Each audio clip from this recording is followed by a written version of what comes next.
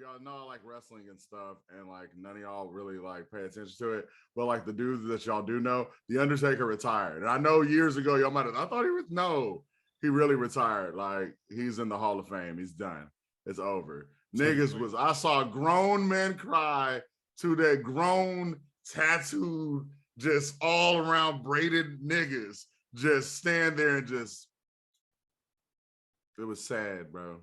Did I cry? Of course. That shit was sad. You cried at the Undertaker retiring?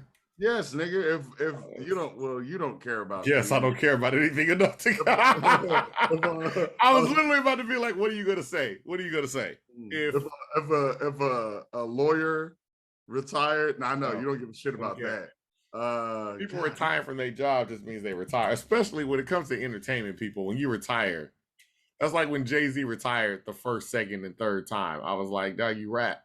Like, you can always rap. It's still a sport, even though it's fake. That shit hurt. No. It definitely is still a sport. Sitting down, you saw that nigga get knocked out. I told you the first time I actually had to cover a wrestling thing for the press, that's when I actually saw wrestling up close. And yeah, it's serious. Yeah, Shane Thorne got knocked out. Bless you. Thank you. I'm like, if you rapping, you can sit in the chair. I've seen on video Big Punisher, 500 pounds, eat a table full of food and go. That's true. He had fantastic breath control for somebody that size. Like I don't think we really look back and look at the amount of air that Punisher had to work with. Yeah. And to be that size and still maintaining it is impressive. But I feel like that also goes back to his early boxing career. So I mean, the man was in shape at one point. You know what I mean? Things happen. But yeah, okay. So the Undertaker, that's done. Like, what do wrestlers do when they retire? They just go and do interviews about shit that they didn't talk about. Move to Florida. They all live in Florida. Yeah. Just live in Florida. Go to. Actually, wait. He lives out here. He's from Houston, so never mind. Oh, okay. Okay. Well, that's sad. Real Houstonian. Shouts out to the Undertaker. Shouts out to the Undertaker, one of U of H's basketball players and whatnot. But he's so Houston, just like we're so Houston, and that's why we're in this city, because we're black and ugly as ever. I stay Houston down to my socks, so no one know. It's them again. It's them boys. From in my humble opinion, I am Avery, like a very nice guy, also known as what am I today? I can't remember. What am I? I'm not just Avery. What's my name again? The Avery. THEE_AVERI. The Avery. You could find me on everything under that. And also I'm Vince McMahon's. I'm the guy that makes the memes for all the Houston artists. Yeah, I have that. That's my Twitter. And that's also my Instagram, VINC_MCBANDZ. Vince McMahon owns WWE. Vince McMahon's wrestling, because I like it. And there's my brother there. What? We understood the joke. It didn't have to be explained. We get it. No, some people don't. All right. There's my brother right there below, or whatever he is on the camera. Just Devon, ladies and gentlemen. That's me. You'll be happy to know I went to a Grammy event yesterday. And my chair collapsed. Like, I didn't tell you about that part. My chair collapsed underneath me. I fell down. My feet went up in the air. It was wild. If somebody has that video, please. I hope it goes viral. I hope post it, because I felt like a cartoon character. Because them new chairs, like the new ones, you know how back in the day they had the full metal chair? The new chair that's mostly plastic, like, and I imagine, like, I felt the give when I sat down, and eventually it gave. You know what I'm saying? Eventually it gave. It took a couple of hours, but it gave out. And it gave out at the worst time. It was the end of the show. There was a gentleman doing a fantastic version of James Brown. He was up there on stage. Lights was going off. I think he was doing Get On Up, which is wild. Don't misquote me all that, because if he wasn't, it was. That's what I pictured in my head. But that's what I saw. I was watching him, and then I was looking at the ceiling. So yeah, I say all that to say, dog, bring metal chairs back, like full metal. Like, I know we cheaped out and we did the plastic joints, but I'm gonna tell you right now, I don't think anybody feels comfortable sitting in them chairs. I know I'm a larger dude, but still, there were larger people in the audience and smaller. We were all in danger. Like, I'm just glad that I took the fall so these chairs didn't wind up in a church service this morning and older person fall in them. You know what I'm saying? So basically, that's me telling you I'm a hero. All right, back to the show. You really are. You're a legend of the fall. Where can they find you? That was corny as hell. Hey, it's just Devon on Twitter, and then it's Dr. Douglas on everything else. Yeah. You right? Find us. Oh, of course, my humble O. I was fine. I did the thing you do when you fall in front of a large group of people. You check the chair to act like, oh, let me fix the chair. You know goddamn well that chair broken. Like, that chair done. Like, you know what I'm saying? But I was up there. I got the chair back into chair mode, but it just fell on its own weight at that point. I just moved to the chair next to me and just acted like nothing happened. So yeah, that's pretty much it. It didn't fall on its own weight. No. The second time the chair was up. You know what I'm saying? But what was broken was broken. It's done. It's done. It is what it is. And like you said, you can find us at My Humble O on everything. My Humble O. Look at that. I got lotion in my nose. I'm looking at my nose. I was like, nigga, you look like you've been snorting cocaine. Okay. No. Somebody just lost their job because of that. Now, some prime minister over in Europe got a picture of himself, and next to him is definitely a plate of cocaine. Like, it's a plate of cocaine, and my man with the worst lie ever said, oh, that's not cocaine. I collect my dandruff. This is a real story. Wait, that really happened? Man was elected. He was like, he goes, that's just a weird thing I do. Sometimes I collect my dandruff on a plate and I just leave it in the kitchen. That's just months of dandruff collected. I said, dog, that, first of all, this is nastier than the original story. You could have easily been like, dog, that was somebody had a Coke plate. This ain't even my house. You know what I'm saying? There are so many things you could have said, but yeah. Either way, look up that story. It's ridiculous. I'm definitely gonna look that up. Back to the show. We're not a cocaine advocate over here. Wow, that took my momentum. My bad. But it is what it is. Let me give it back to you. I fell out of a chair. Go ahead. You did fall out of a chair. God. I mean, look, all right, basically what it is like this. Okay. We listen to a lot of music, right? And with that, you find certain artists that you really gravitate to. Me personally, I gravitate to a lot of different people. As you know, I made my rap debut. I didn't rap. I was just doing stuff. But a lot of people you listen to, I've heard, like, there's just different types of art. Art is subjective, and whatever people deem as art usually comes from a deep place. Our next guest, lyrics are as deep as it comes, yet it jams with heavy-ass bass lines.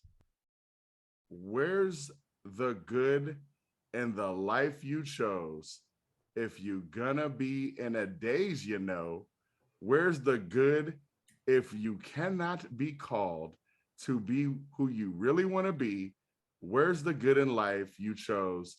If you want to trade with me, you perform no matter where you are. You're scared to be authentic. That's deep. I did it no justice because I just be reading. This is from the song Happy. This is the realest shit I've heard today. I can't be the first one to describe her as a trap Michael Jackson, all right? Rapping and singing. All in all, you can't define the vibe that it has. Houston native, but she's going to tell you more than I can. Call it what you want, a boy. Here she is with In My Humble Opinion podcast with R&R Volume 2 and other projects like Au Contraire on your phone right now. Jet the Third. You gotta keep going. How's it going? I will. It's going great. That's fantastic. Well, you know what? Since we are, because he quoted one of your lyrics. What were you? Quoted a few. We've quoted quite a few lyrics, and we have definitely liked you for your lyrical content, but you just have like a nice vibe. Like you put it on and it's nice to listen. Whole song is really kind of like a question to that artist. Like, Yeah. you know, you Why made you gotta it. talk about Kanye like that? Nah. I'm about to say, I feel like Kanye still feel happy, Yeah. even if he go at all. So yeah, I always keep that in mind. And we're at an early stage, like in your musical career. We like to go back because a lot of people would be like, "Oh, this artist popped up out of nowhere," even though this artist has been working on this craft for like 15 years. So when you really look back, like, what kind About like 3 years after college, I was kind of like, well, I want to produce music. That's really what I wanted to do originally. Was like get into production, and what I did instead was I wrote a song to a beat that I really liked, and then the reaction from people, I showed it to a few people, and they're like, "Wow, like your pen is crazy!" Like, and they really liked the song. So from there, I was just like, "Well, I just write music," like, and it just grew from there. And I've been doing this. This is my 5th year writing. So Really? So mhm. did you ever write poetry when you were younger? No, I actually failed a like I actually failed a 6 weeks in high school because I refused to get like vulnerable and write a poem. Like I wasn't trying to go there. How okay. how did you get here though? Because like we listen to a lot of people and we listen to a lot of lyrics. No offense to anybody else. Your stuff, like doing the research on you, I was like, yo, this is some of the deepest shit I've ever heard in my entire life. How do you get that open when it comes to your lyricism? Um I guess I just reflect. Like my personality is very like analytical in the first place, so it's kind of I'm always like overthinking and reflecting on things. So it's actually kind of easy. That part is kind of easy to just reflect on a like an instance in my life, how I felt or how like I observed how someone else felt and just describe it. You know. Now you say that part is kind of easy. So what part do you think is hard? The part that's hard for me, I is probably like the business side of music, like the execution, but like the creation part just it just comes like naturally, it just flows. Like I have so much, music, I have so much stuff I've written, but yeah, the hard part for me is the like the business side, I guess.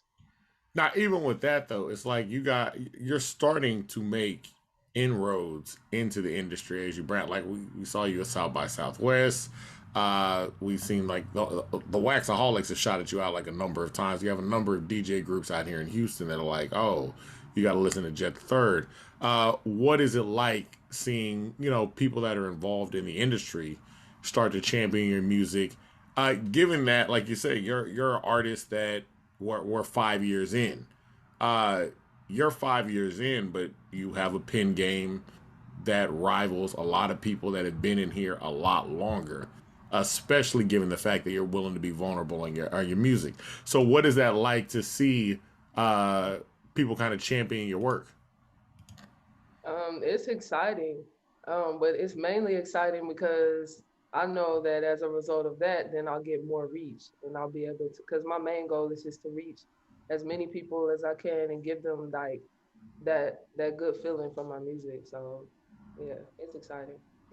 And then even going back, like you said, you were playing basketball, right? So, and you're playing basketball all the way. What college did you go to? So I out of high school, I went to Texas A&M in Corpus Christi. And I hooped there for like 2 years, and then I transferred to Henderson State in Arkansas. Okay, so you're there, but then it's like once you're finished with that, you say, "Hey, I want to get into music production." Did you already have an ear for production? Were you already kind of dabbling in it? Is this something you ever did as a child in terms of music? Had you played any instruments, anything like that, to make you think, you know what, I'm gonna try some production? I played the piano. I took piano lessons for like 4 or 5 years as a kid, but Wow. that's it. Other than that, yeah. So what made you get the idea about just moving into production? That's a I mean, I'm not a lot of people do it all the time, but I'm always interested in what makes like what's the driving factor that made you look at production and be like, yeah, I'm gonna try that out. I think I can handle that. Just my love for music, and because I listen to music all the time, like so I have like a huge love for music. So I figured that I could create it. Like I would say as a kid, but I kind of felt like maybe all kids did this, but maybe they didn't. Like I used to make songs, like in my head. Like I make every single element, every single part of the song in my head, like in my free time. So I figure production would maybe be similar to that. So it's my love for music really that like got me into wanting to make it, to create it. Sounds like Fruity Loops. Sounds exactly like what it looks like. So I can Mhm. understand where you're coming from that. So when you got into music, though, did you start producing? No, I haven't. It's like people like I feel like my beat selection is really good.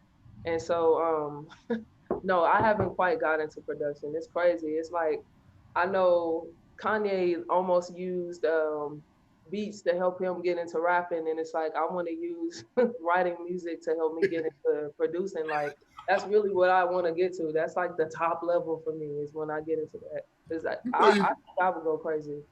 you could get you a cracked version of Fruity Loops. I mean, Somebody will get yeah. it. And the thing about it too is, I would imagine that artists, other artists, even when they, because like you said, Kanye used production to get into rapping, and a lot of that carried because people would hear his production, like Cameron and them were like, "Yo, I heard like let him rap what he want to rap. I want to get on that beat." Mhm. You have really good production on your music as well. So do you hear rappers like, "Oh, I like that." Like it just says you're just waiting for that to translate into like, "Yeah, man, let me produce for you." Mhm. Oh, Mhm. okay, okay. So your ultimate goal is to get into production. Who are some of the artists that you kind of looked up to as you're coming into the game? Like my influences or Yeah, people yeah, like influences. okay, so my influences I got them here listed. All right. Is Michael Jackson, Janet Jackson, Sade, Outkast, Kanye, and Alanis Morissette. Oh, okay. Alanis Morissette, Yeah. Jagged I Little like Pill. Okay. yeah. I'm about to say everybody. I feel like everybody liked Alanis Morissette. Or like right when she came out. You don't sell that many records and not have that much of an influence. Heck But yeah. Michael, Janet, who else? Alanis. Sade, like Oh yeah, Sade. Oh mhm. yeah, I cherish Sade's Sade. incredible, and she can release an album once every 6 years, and it's gonna go to the number one. It's just automatic. She doesn't Uh, age. She's a vampire. and she doesn't age. You're right. You're right. She doesn't age. Coming from basketball too, and we talk about a lot of our people. We just interviewed like DJ EXO and like a number of people that are like I play football, I play basketball, I play some level of sports. Does the competition in sports translate over to the music, or is it more of a relax? I feel like there are only two types of artists that are like, I gotta kill you with this music, and the other one's like, I finally get to just get out here and not be so competitive. So which one are you? I'd be lying if I said I didn't like the competition. Like I'm competitive. That's like a part of the reason that I like it too. Ah, And it's not even competing against like other artists. You can like compete against yourself. Like, you know what I'm saying? Like numbers wise or just how you feel your tracks sound now versus like 3 years ago. So Mm. yeah. now when you look back, because you're also artists, like you said, 5 years in, but you don't have a lot of work out there. You have the EPs that are coming out, you have albums. Uh, your first work that you dropped, what was the response like from fans, from family, from anybody when it first dropped? What was the response you were first getting? People were loving it. Like like everybody was loving it and then like strangers were loving it. So then I knew it was real. So yeah, it was a pretty good response. When I first told my mom I was gonna do music, she was kind of like, "Oh, okay, whatever." But But when she heard it, I got a good response from her too. So What did she say? What did she say when she first heard it? Like, what was it that got her over the edge? she liked the lyrics. She liked the lyrics and she liked the delivery. The first song that I wrote is it's called Energy. It's not really out right now, but it was kind of more of a like a neo soul, like I don't know, like a maybe like a more of a Sade vibe. So, you know, No, it's good. That's yeah. good. And then the other thing too is like with this new group of artists that come out. I'm not gonna say group, like the new generation of artists don't seem to be held back by like a lot of stigmas that people in the 90s and the early thousands came out with. Like you got Tyler the Creator does whatever type of music he wants to do, whenever he want to do it. You know what I mean? Would you of course, you know, Drake sings and raps. Sometimes it's just all singing, sometimes it's all rapping. You never know what you're going to get with an artist. What do you lean more towards? Is it more towards singing? Like, do you want to get to a goal where I'm like, I want to do neo soul and Sade type records, or is it more of a rapping where I want to do more Don Tolliver-ish type music where I'm kind of singing and rapping, or do you want to go straight to rap? I want to do whatever. I want to get to a point because I do like all different types of genres. Like I want to get to a point that I can just do. I just want to drop like whatever, and people just know that it's gonna be good music each time. But as far as neo soul goes, I want to wait till later to do that kind of music. Okay. Definitely. Yeah, because this electro pumped like vibe that I really like from you is really Mhm. going, and your videos too. One tiny thing that's your video that I really like that you did. Your name's Jet the Third on the table, and what was that R&R1 on the Okay. table? You had Jet magazines. I was like, Yeah. this nigga, I love No, that's good. Who's responsible for doing a lot of the as you are developing? Like we like to talk to new artists too about the teams they're developing. So like people that work with you, talking about behind the scenes. Are you doing this all on your own? Or are you working with the group? Um, I'm working with. I've been recording and with this guy named John Allen Stevens. Do y'all know him? Well, he's out of Houston, so Okay. that's the studio that I've been going to for the past like 3 years, and like really like working with him and like telling him what my vision is, like as far as my sound or just experimenting and trying out sounds and stuff. Like um, I feel like that's been a big help, you know, as far as me being productive and putting out music. And what was it about John that like stood out that you connected with in terms of work? And I also been y'all still on here? it. Yeah, Oh we wait. right here. Oh, just one second. Let me. All right. And so, what was it about John that you like you connected with musically? Like, what was it about him or the production or anything where you were like, okay, this is somebody that I connect with and want to work with? First off, he just has a great ear. Like, I mean, he's an artist himself. He's a producer himself, so he has a great ear. So sometimes he just knows like what to do with my voice automatically, or sometimes he makes suggestions. Um, and then because he's a producer, like he makes my songs better. Like he may add like an outro or something at the end, you know. So I mean, and he's just easy to work with. Like the first few years I was doing music, the biggest thing that I ran into is like some people they're just not easy to work with, and and when I found him, I was just like, oh my God, thank you, because he's I mean, it's just like a communication thing. It's just great. Like the workflow is great. So And then, I mean, Yeah, talk about that too, because a lot of people don't realize, like, I think people think, oh, I'm creating music, and so that person creating music, I create music, cool, we'll go. And a lot of times it don't work like that. Like we're still people. So you might have a different vision than me, or I might, you know, somebody might be like, yo, I like you sounding like this on this. And you might be like, no, I don't like that at all. Like that kind of thing. So talk about like some of the problems you were running into, at least initially, in terms of finding the person to gel with and work with. like it's this thing like when I perform a track, I know that some of the notes that I hit are kind of like different. It's not just straightforward, so you can't just come in and like put me in a key, you know. And I would kind of tell that to some of the people that I recorded with, but they like kind of wouldn't listen, or they just had issues with like just mixing the song the way that I sang it. Like the way that I sing it is pretty much like how I want it to sound, if that makes sense, you know. No, no, it makes So perfect sense. yeah, so I used to run into a lot of problems with that, a lot of like wasted money, and yeah, and just frustration. So yeah, like I said, when I found John, it's like a blessing for real, and he's a good friend too. So and Yeah, then that's the beauty.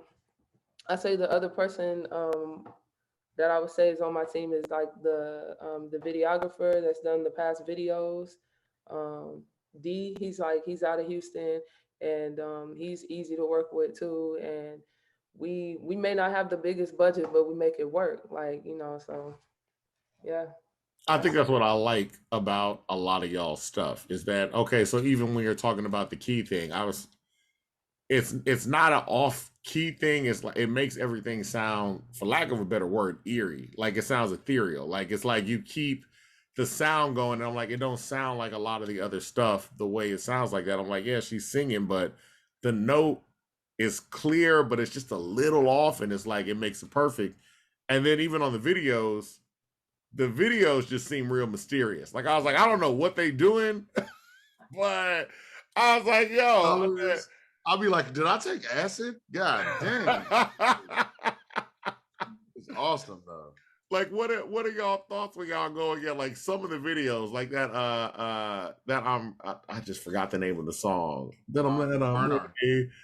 like R&R. yeah, I love that song. I love that video. Like, what are your thoughts when y'all are going into and you're like, I know you're like, oh, we don't have a lot of money, so we made it work, but it looks like somebody that has a lot of money that's trying to make. So I was like, y'all are accomplishing a lot. Like it looked like somebody that's like, yo, let's make this look like undergroundish. And what are y'all thoughts when y'all are about to create like imagery or videos? um we just we just come up with a plan. Like I mean, D basically he knows how to make stuff look good. So I mean, I kind of tell him what I had envisioned, and then he kind of takes it from there. And I mean, that's what it's been the past few videos. So That's fantastic. Uh, yeah. how is it being in Houston? We always ask this to all of the artists, and everybody has differences of opinion. Some people are like, "Oh, I got to go somewhere else." Some people are like, "Nah, it's building up, it's growing." I feel like everybody's at least honest about it, though. Like they're like, "Oh, no, I love it here, but here are the ups and downs," or that kind of thing. As a newer artist in this newer class of artists that are coming out in Houston, how has it been networking and moving through the city? And also, if you've worked in other places as well, like Los Angeles, something like that, what are you seeing is the differences as the city over the last 5 years? I mean, of course, like in LA, you have access to more opportunities, but I personally, I feel like Houston is growing, um, artistically. I mean, the artists that are coming out of Houston. I mean, I feel like it's growing. I don't hate it here. Hell yeah. Yeah. No, it's fantastic. And then the other thing too is you were one of the artists that was featured for like the Houston Press, uh women to watch out for. Uh the growing Houston just has a lot of women MCs that all sound different. It's a lot of difference amongst them. What is it like being a part of that new class of artists that you see that are kind of bubbling up? Or do you feel a part of that new class of artists? I feel like I'm a part of it. I feel like I'm definitely different, but I'm a part of it, and I'm like honored to be a part of it because I don't know if it's ever looked like this before. So I would argue to say, I mean, I know people say that it has, but I'm like, I don't think it has. Like people will compare it to like early 2000, like, but that was a label. Like Swisher House was a moment. And that's believable. And a lot of things happened as Swisher House was coming out, and you had people that would tail in, but you kind of had to be Swisher House or Swisher House adjacent. And this is different. It's like random people popping Yeah, up from everywhere, but everywhere. they all just, oh, but I'm from Houston. And Hmm. so that's why I would see is like one of the major differences. What are your plans on like album releases that are upcoming? So, so R&R, I've dropped part one and part two. It's supposed to be three songs, and it's three parts. So volume three is gonna come out in June. Oh, okay. Hey. Okay. So then what are the plans on like a full length album? That would be after that, probably like November, probably in November. Oh. So Any Huh? Yeah, this year, we're getting a full length album. yeah, for sure. we're We not are gonna hold waiting. on. I'm about to say, don't make promises because people are gonna be mad after a while. It's just I'm like, gonna be hey, mad. I'm gonna this be is mad. oh no, Nope. we look forward to all the work. I play music randomly when I have, friends come over. Your music works really well. So Uh, I appreciate.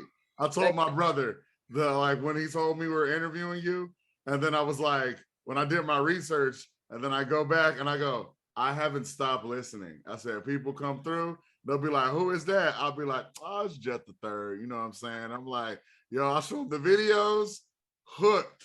I've gotten you like three other fans. you, thank you. Hey, look, hey, thank you. Don't thank me. Your music speaks to me for real. Thank Nah, you.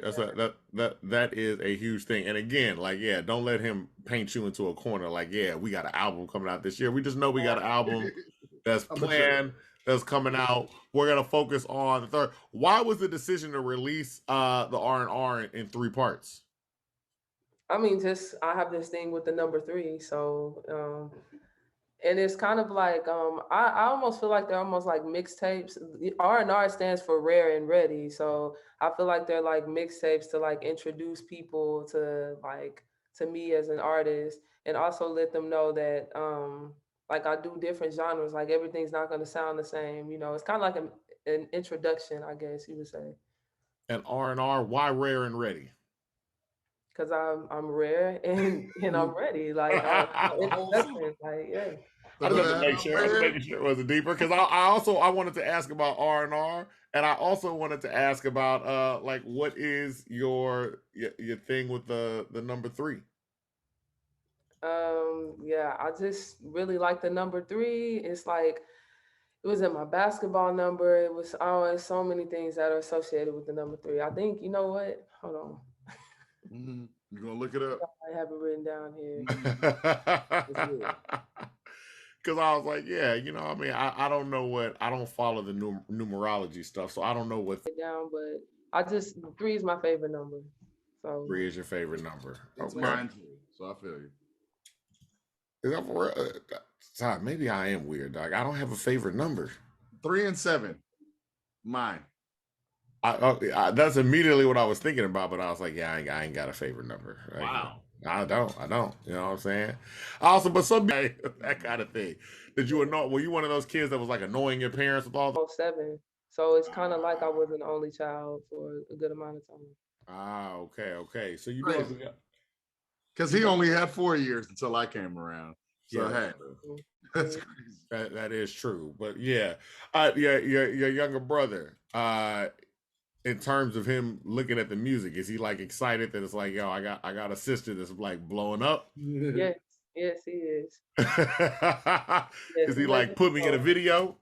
Uh, not yet, but yeah, he's pretty excited. He puts everybody on, so yeah, Sweet. it's pretty cool. That's fantastic. That's fantastic. For you, your goal in music, like ultimately, what is it that you're trying to accomplish? Like when we look back 5, 10 years from now, what is it you want people to say about Jet the Third? So for me, I attach music. I don't know if everyone does this, but I attach music to like my memories. Like every time I hear a song, I can just name what part of my life where I was when I first heard the song. And if the song is memorable, like if it gives me chills or just gives me this good feeling, um, I wanna do that same thing for everybody. Like for as many people as I can. I want to like provide them with that same feeling that I used to have like growing up listening to, like when I heard Kanye West, like College Dropout for the first time, like Michael Jackson, Dangerous, like Thriller, like all of that, all the Sade songs, like my mom used to play, like the feeling that I used to get from those songs, I'm trying to give that same feeling to as many people as possible because I know I am capable of giving it. So that's my goal. No, that's fantastic. Cause like I know when I think like yeah, I'm with you on like all those songs, especially classic songs. When I hear Stevie Wonder's "Ribbon in the Sky," I always think about like our family reunion. Like I can literally picture me as a kid at family reunion. And now when I hear James Brown "Get On Up," I'm gonna picture me falling in that chair. That's forever.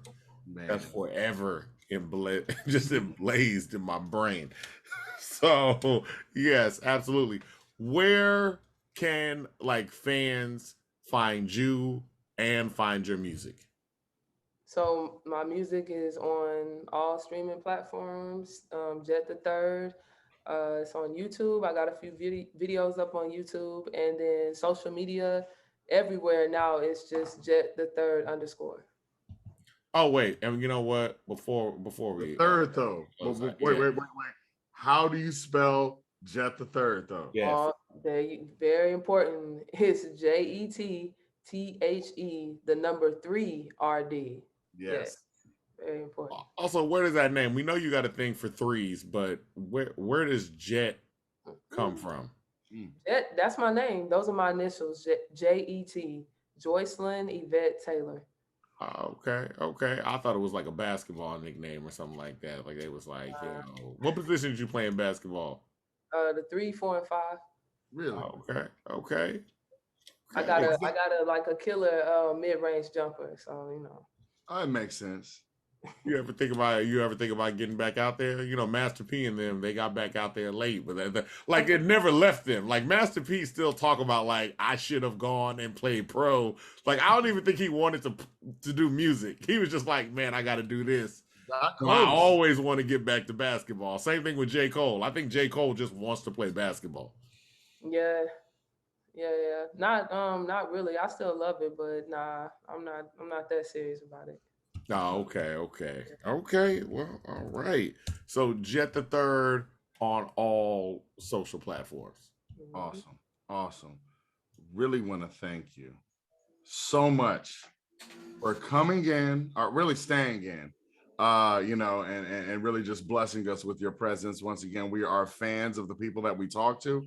We're a fan of you and really want to thank you. And this has been another great interview with us because, well, this is in my humble opinion. I'm Avery, like a very nice guy. That's my brother, Just Devon. And you could find us both at My Humble O on everything. Humbly yours. I'm a Humble Opinion Podcast. H Town, it's too sweet. H Town, it's too sweet.